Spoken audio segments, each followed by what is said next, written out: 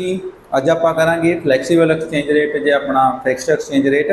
तो पहला सब तो है जी flexible exchange rate. Flexible exchange rate अपना जी वो एक्सचेंज रेट होंदा जो जी डिमांड एंड सप्लाई आ फॉरन एक्सचेंज की उसके थ्रू की आ डिटरमाइंड होंदा तो आप फ्लैक्सीबल कहने भी जो फ्री आ जो डिपेंड आ कि उपर demand and supply of foreign exchange. तो कहते जिदा flexible exchange rate of exchange is that rate which is determined by the supply and demand forces in the foreign exchange market. भी जिवें मान लो भी अपना इन डायग्राम के थ्रू दिखा सकते हैं भी किवें डिटरमाइंड होंदा जी। तो इधर मान लो भी जो अपनी अज सप्लाई आ जो अपना सप्लाई का स्लोप फॉरन एक्सचेंज का अपवर्ड होंदा तो जो डिमांड आ उहदा जो स्लोप होंदा जी वो डाउनवर्ड होंदा। इधर आप डिमांड आ जो सप्लाई शो कर रहे हैं जिवें USA डॉलर के विच जी। तो इधर अपनी जी आ गई जी फॉर रेट ऑफ एक्सचेंज जिथे जिहड़े पॉइंट के उपर जी सप्लाई आ फॉरन एक्सचेंज की डिमांड आपस में कट कर रहे हैं उत्थे जिहड़ा अपना इक्विलिब्रियम होगा अपना की आ वो इक्विलिब्रियम होगा जिथे अपना जिहड़ा सप्लाई ते जिहड़ी डिमांड आ दोनों की ने इक्वल होणगे।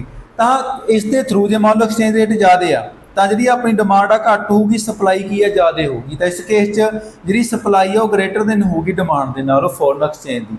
तो इस केस की होगा भी जो एक्सचेंज रेट है अपना की डिक्लाइन होना स्टार्ट हो जाऊगा। जो डिक्लाइन स्टार्ट होगा तो जी डिमांड आ उन्हें इनक्रीज होना स्टार्ट हो जाना जी सप्लाई आ उन्हें डिक्रीज होना स्टार्ट हो जाना। जी डिमांड आ उन्हें इनक्रीज तो जी सप्लाई उन्हें डिक्रीज तो एक लैवल पर आके की करनगे जी वो घट करनगे। इस तरीके नाल भी जो एक्सचेंज रेट मान लो भी घट हो गया डिक्रीज हो गया तो जी सप्लाई वो डिक्रीज होगी तो जी डिमांड है अपनी की होगी ज़्यादा होगी। इस केस की आ डिमांड ज़्यादा होगी सप्लाई के नालों।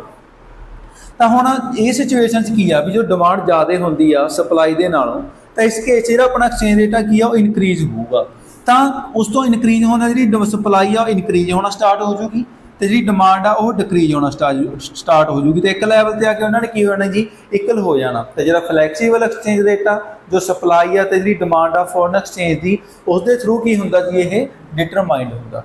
तो जो फिक्स्ड एक्सचेंज रेट आ वो एक्सचेंज रेट होंदा जी जो सैटअप होंदा जां डेटा मेनटेन किया जाता बाय द गवर्नमेंट। तो देखो कहते एक्सचेंज रेट की कह रहा वा जो अपना फिक्स्ड एक्सचेंज रेट आ जो when it is set by जां मेनटेन्ड बाय द गवर्नमेंट एक पार्टिकुलर लैवल पर भी जिथे अपना इक्विलिब्रियम बन रहा इत्थे जी सप्लाई आ फॉरन एक्सचेंज की जी डिमांड आ दोनों की इक्वल ने भी जां तां जी अपनी गवर्नमेंट आ इस तो अप सैट करूगी जां की सैट करूगी जी लोअर सैट करूगी।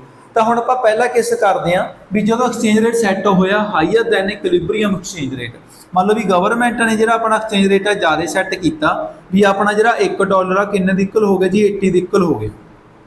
तो जो ज़्यादा होगा एक्सचेंज रेट जी अपनी डिमांड आ की होगी जी डिक्रीज हो जूगी तो जी सप्लाई है की हो जानी है ज़्यादा हो जानी है। तो जी सप्लाई है ग्रेटर देन डिमांड के नालों जी अपनी फॉरन एक्सचेंज आ हुण मान लो भी एक्सचेंज गवर्नमेंट ने इन्ना सैट करता जी उस तो बाद उन्हें अपना कोई कंट्रोल नहीं करिया।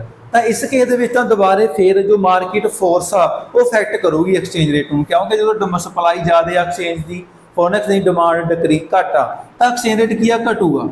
बट गवर्नमेंट का कोई ऑब्जैक्टिव आ भी उन्हें एक्सचेंज रेट सैट ज़्यादा किया वा तो उन्होंने कंट्रोल भी करना पऊगा। तो हुण इत्थे जी सप्लाई ग्रेटर आ ज़्यादा आ तो उन्होंने आप की करूगी ऑबजर्व कर लूगी जो RBI आ वो इनगेज्ड होंदी आ sale and purchase of foreign currency भी जो जी इत्थे सप्लाई ज़्यादा उन्होंने की करूगी ऑबजर्व करूगी आप की करूगी उन्होंने परचेज कर लूगी तो जो अपना ये सिचुएशन आ उन्होंने आप की कर सकीए हैंडल कर सकीए।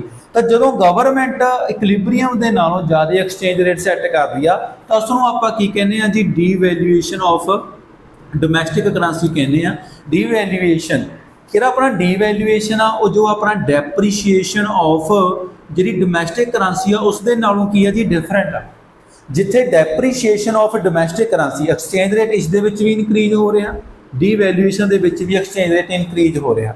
बट जो डेप्रीशिएशन ऑफ डोमैसटिक करंसी इस केस के मार्केट फोर्सेस के थ्रू एक्सचेंज रेट की होंदा जी इनक्रीज होंदा। बट जो डीवैल्यूएशन आ इत्थे गवर्नमेंट के द्वारा जो एक्सचेंज रेट आ इक्विलिब्रियम के नालों ज़्यादा सैट किया गया जिस कारण जी अपनी डोमैसटिक करंसी डीवैल्यूएट हो रही है। तो इस केस की आ भी आपां डॉलर जे बाय करना तो आपां पहला मनी के मुकाबले आपां ज़्यादा करंसी आ जो इंडियन की की पऊगी इत्थे नीड पऊगी। हुण दूसरा केस की है जी दूसरा केस मान लो भी जो अपना एक्सचेंज रेट है वह सैट किया गया जी लोअर दैन इक्विलिब्रीयम एक्सचेंज रेट। हुण मान लो भी जिहड़ा एक्सचेंज रेट की आ वो लोअर सैट किया गया इक्विलिब्रीयम दे नाल, $1 अपना की आ 40 दी इक्वल है जी। तो हुण कहंदे भी इस केस दे विच जिहड़ी अपनी सप्लाई है वो डिक्रीज हो जूगी, डिमांड अपनी की होगी ज़्यादा होगी, क्योंकि एक्सचेंज रेट आ जिहड़ा उहदे नाल रिलेशन आ डिमांड आ फॉरन एक्सचेंज का नैगेटिव आ, सप्लाई दे नाल पॉजिटिव रिलेशन आ। तो हुण इस केस दे विच जिहड़ी डिमांड आ वो ग्रेटर देन होगी सप्लाई दे नालों काहदी फॉरन एक्सचेंज दी। तो जदों मान लो भी इत्थे गवर्नमेंट हुण कोई रोल प्ले नहीं कर रही, तो डिमांड ज़्यादा आ सप्लाई घट आ, तो एक्सचेंज रेट ने की इनक्रीज होना स्टार्ट हो जाना।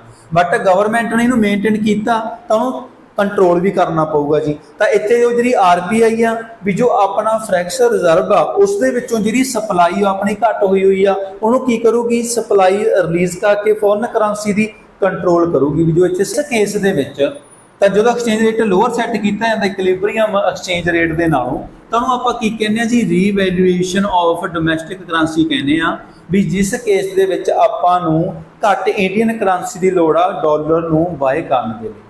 तो हुण जिहड़ा रीवैल्यूएशन आ वो डिफरेंट आ किहदे नालों, एप्रीशिएशन ऑफ डोमैसटिक करंसी। ठीक है जी, एप्रीशिएशन दे विच भी एक्सचेंज रेट डिक्लाइन हुंदा, रीवैल्यूएशन दे विच भी एक्सचेंज रेट डिक्लाइन हुंदा। जो एप्रीशिएशन ऑफ डोमैसटिक करंसी है इस केस दे विच एक्सचेंज रेट डिक्रीज हो रहा थ्रू मार्केट फोर्सेस, बट जो रीवैल्यूएशन आ इस दे विच एक्सचेंज रेट डिक्लाइन हो रहा वा बाय दी गवर्नमेंट। इत्थे गवर्नमेंट ने क्योंकि लोअर सैट किया इक्विलिब्रीयम रेट के नालों जिहड़ा एक्सचेंज रेट आ, तो इस केस दे विच अपनी जिहड़ी वैल्यू आ डोमैसटिक करंसी की रीवैल्यूएट हो रही है। रीवैल्यूएशन ऑफ डोमैसटिक करंसी कहने आ इस सिचुएशन नूं जदों गवर्नमेंट द्वारा लोअर सैट किया जाता exchange rate from equilibrium exchange rate के नाल।